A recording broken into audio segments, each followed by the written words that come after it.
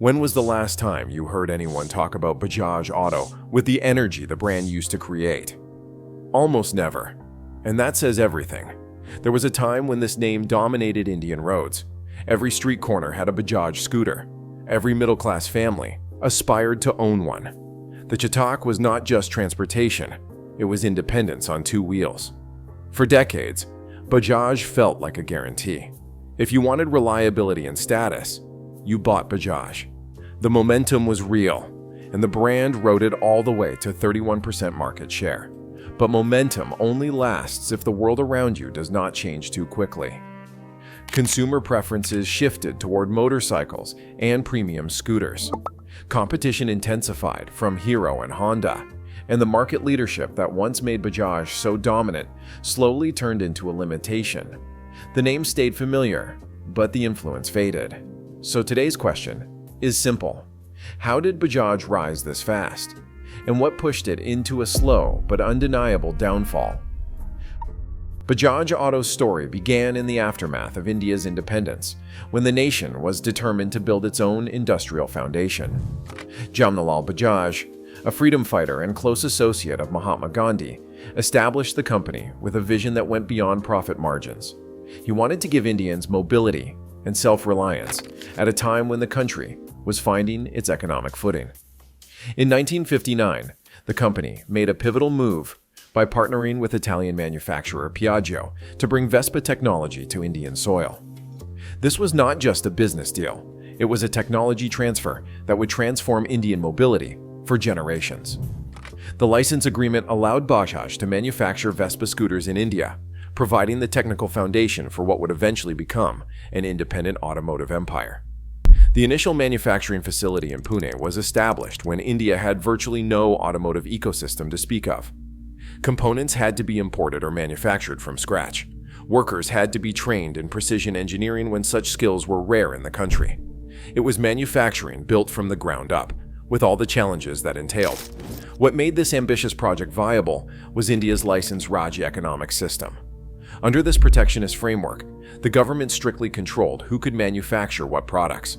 Bajaj received support as part of India's push for self-sufficiency, giving them a protected market to develop their manufacturing capabilities without the pressure of international competition. This was not just luck, it was strategic alignment with national priorities. The turning point for Bajaj came in 1972 with the launch of the Bajaj Chetak, named after the legendary horse of the 16th century Rajput king Maharana Pratap. This was not just a vehicle, it was a cultural phenomenon that would define Indian mobility for decades. The Chetak took the Vespa design principles and adapted them to Indian conditions, creating something that became uniquely Indian in character.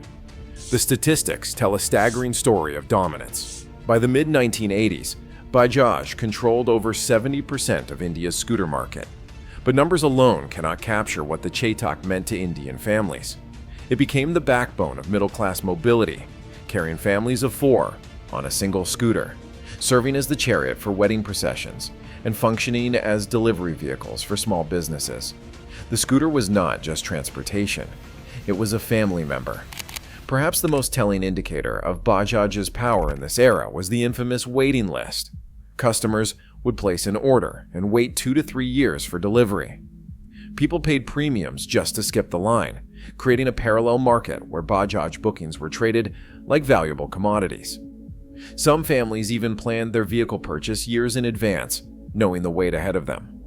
This was not just product demand, it was product devotion.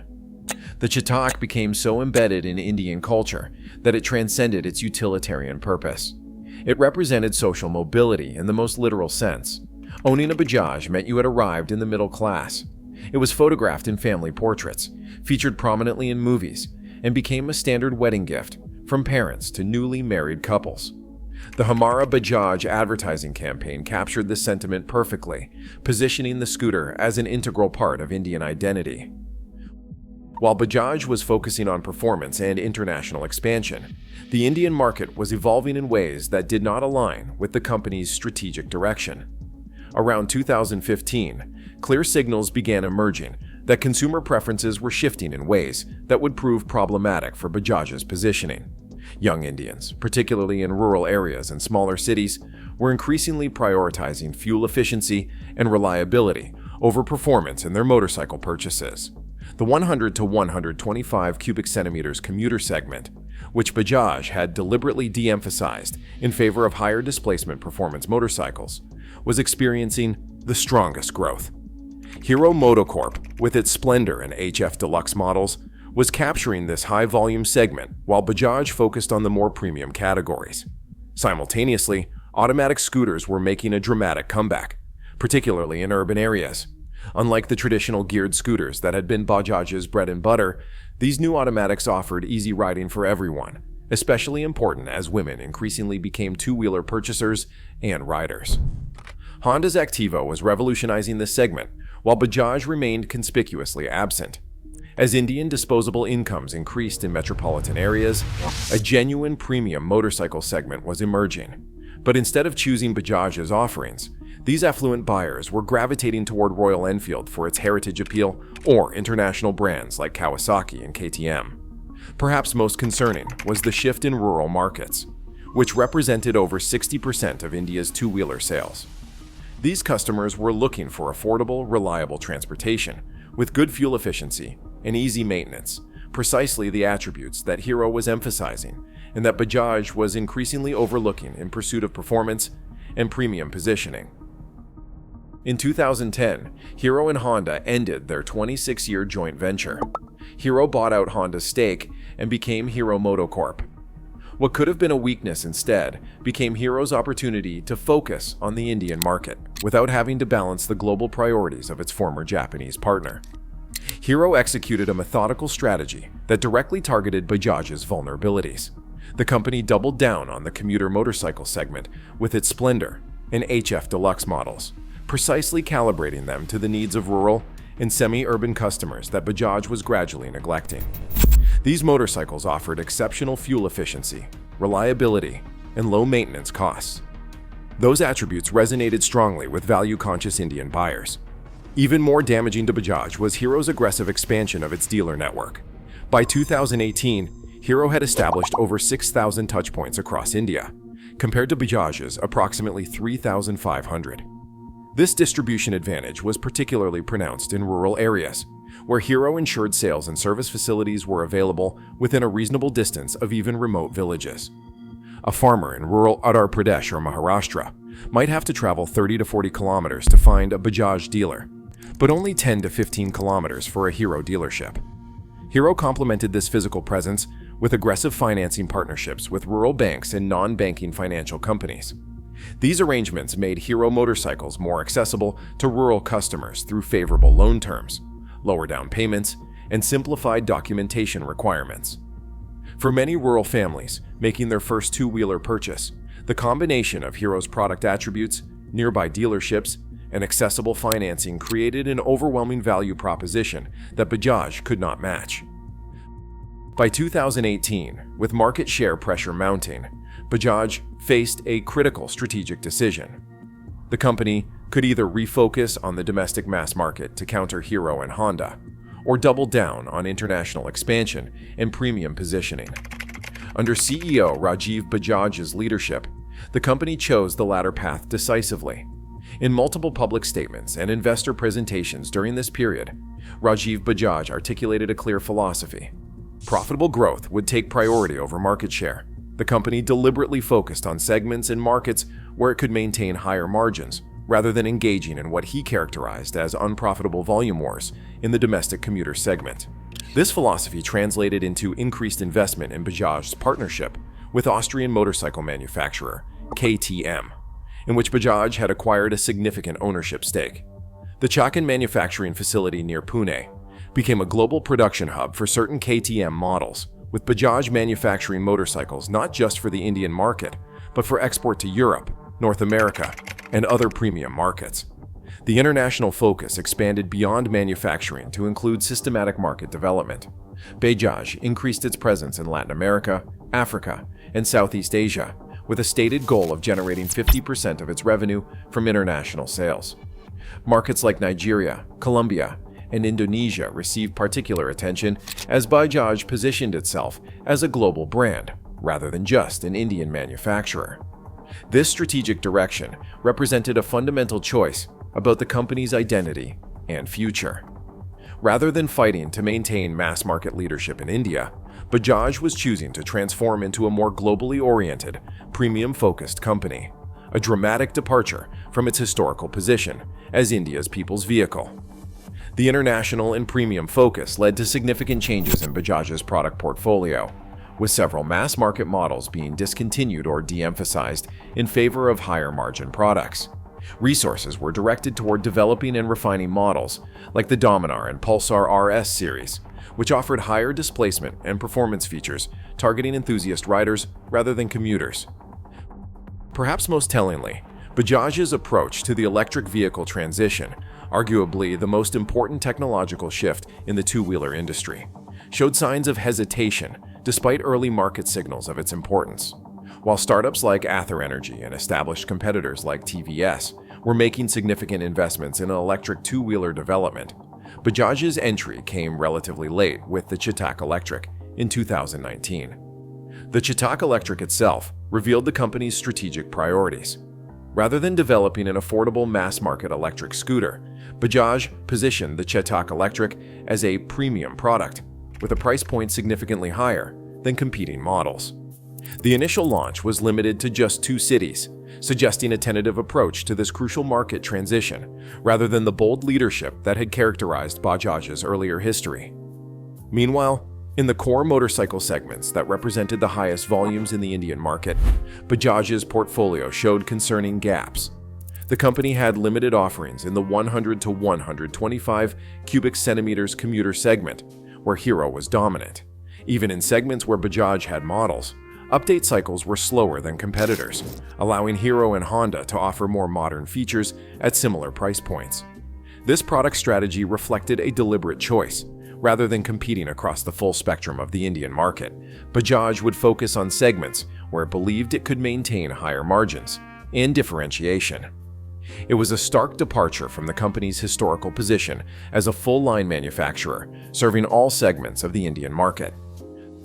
The consequences of Bajaj's strategic choices became starkly evident from 2019 to 2021, as market share losses accelerated from concerning to alarming. The company experienced 3 consecutive years of significant decline, dropping from 31% market share to 26% and then to 22%, a loss of nearly 1/3 of its relative market position in just 36 months. During this period, Hero MotoCorp gained approximately 2 percentage points of market share each year, much of that gain coming directly at Bajaj's expense. Even more troubling for Bajaj was Honda's rise, with the Activa scooter becoming India's best-selling two-wheeler, overtaking all of Bajaj's models combined in unit sales. The regional breakdown showed a particular collapse in rural markets, once a stronghold for Bajaj. In key agricultural states like Uttar Pradesh, Bihar, Madhya Pradesh, and Rajasthan, Bajaj's market presence dropped to under 15%, effectively relegating the company to niche status in regions that represented the largest volume potential in the country. These were not just statistical shifts. They represented millions of actual customers making active decisions to purchase from competitors rather than Bajaj. Between 2019 and 2021, approximately 2.3 million potential Bajaj customers chose Hero or Honda instead. A massive migration of consumer preference that would have long-term consequences for brand perception and loyalty. The pattern of customer migration away from Bajaj revealed specific vulnerabilities in the company's market position. Different customer segments were choosing different competitors for reasons that aligned with the strategic choices each company had made. Traditional Bajaj families, those who had owned Bajaj scooters in previous generations and might have been expected to show brand loyalty, were increasingly switching to Hero motorcycles. Surveys pointed to reliability, fuel efficiency, and access to service networks as the primary factors. Hero had systematically built advantage in precisely the areas these customers valued most. Young urban buyers, a demographic that might have been expected to respond to Bajaj's performance positioning, were instead choosing Honda models like the CB Shine and the Unicorn. These buyers cited fuel efficiency and modern features as their primary motivations, suggesting that even performance-oriented buyers were balancing enthusiasm with practical considerations that Honda was addressing more effectively. Perhaps most ironic, truly premium customers seeking higher displacement, feature-rich motorcycles were increasingly choosing Royal Enfield for its heritage appeal, or KTM for performance credentials. KTM was, of course, Bajaj's own partner, with many KTM models manufactured in Bajaj facilities. This suggested that even in segments where Bajaj was strategically focusing, the company was struggling to capture customer preference. Female buyers, a growing and increasingly important segment of the two-wheeler market, were overwhelmingly choosing Honda's Activa over any Bajaj offering, including the reintroduced Chetak Electric. The automatic transmission, step-through design, and reputation for reliability made the Activa particularly appealing to women riders, who represented over 35% of urban scooter purchases by 2021. These migration patterns revealed that Bajaj's strategic positioning was failing to resonate with any major customer segment. The company was effectively caught in a dangerous middle ground, not value-oriented enough for mass-market customers, and not premium enough for enthusiast buyers. By 2024, the cumulative impact of Bajaj's strategic choices had resulted in a market share collapse from 31% in 2018 to approximately 19%, a 12 percentage point drop representing nearly 40% of the company's relative market position. In absolute terms, this translated to approximately 2.3 million annual unit sales lost to competitors over the 6-year period. The financial consequences were equally significant. Approximately $1.8 billion in market value was destroyed as investors lost confidence in the company's long-term competitive position. While Bajaj maintained profitability through its international business and premium product focus, revenue stagnated over a period when Hero and Honda both posted double-digit growth. The lesson is clear. Market leaders should evolve through expansion rather than replacement. Adding new capabilities in market segments while maintaining core strengths creates more sustainable growth than pivoting away from the foundation that created success in the first place.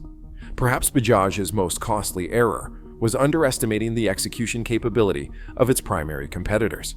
The company appeared to view market leadership as relatively secure, failing to recognize the systematic approaches Hero and Honda were taking to target specific segments of Bajaj's customer base. Hero's methodical approach to rural market expansion represented a masterclass in strategic focus. The company was not simply competing on product specifications, it was building a comprehensive ecosystem specifically designed to serve rural customers. Every element, from product features to dealer selection to financing arrangements, was calibrated to address the needs of this segment. Similarly, Honda patiently built a perception of reliability through consistent quality and focused marketing. The company did not try to compete directly with Bajaj on performance claims. Instead, it emphasized attributes like dependability and ease of use that resonated with urban customers, particularly women and families. Both competitors invested heavily in segments Bajaj was de-emphasizing rather than attempting to create entirely new categories. This approach allowed them to target established customer needs with refined solutions, rather than trying to shift consumer preferences to align with their capabilities. While Bajaj was focusing on international expansion, these competitors were systematically strengthening their positions in the domestic market. The resulting loss of home market leadership had consequences beyond immediate revenue, including reduced scale economies, diminished brand presence, and weakened dealer networks. Several Indian examples provide instructive counterexamples to Bajaj's approach, demonstrating how market leaders can expand into premium segments while maintaining mass market dominance.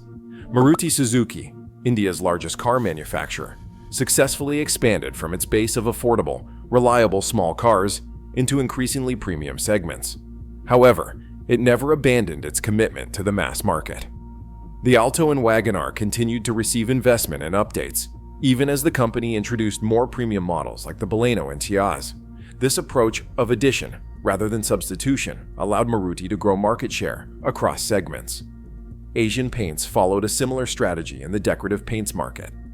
While developing premium offerings like Royale for affluent consumers, the company maintained and strengthened its position in value segments with products like Tractor Emulsion.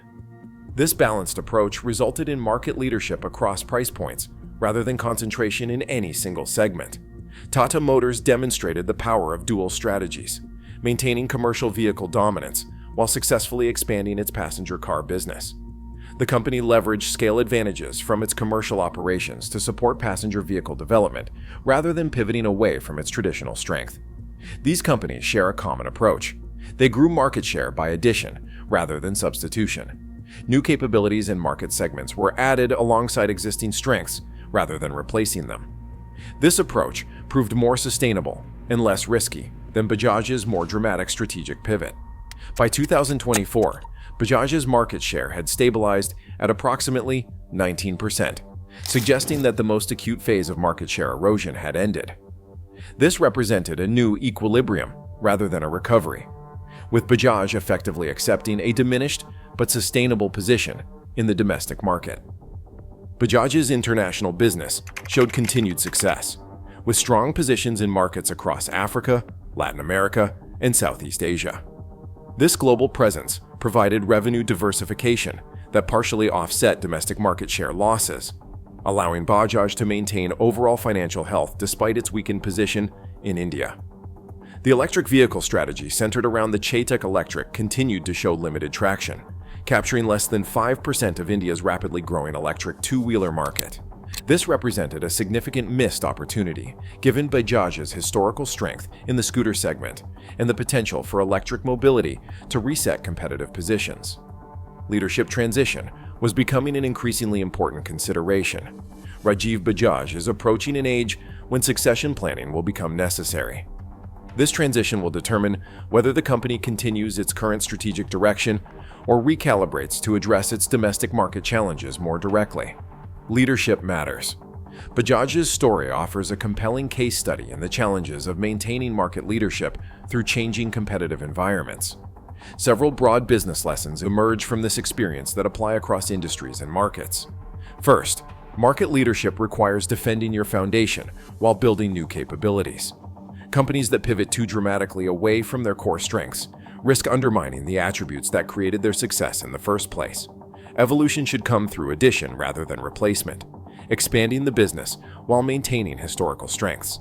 Second, premium positioning works only when you maintain mass market relevance. Brands that abandon their mass market roots often find that premium segments alone cannot sustain the scale and presence required for long-term leadership.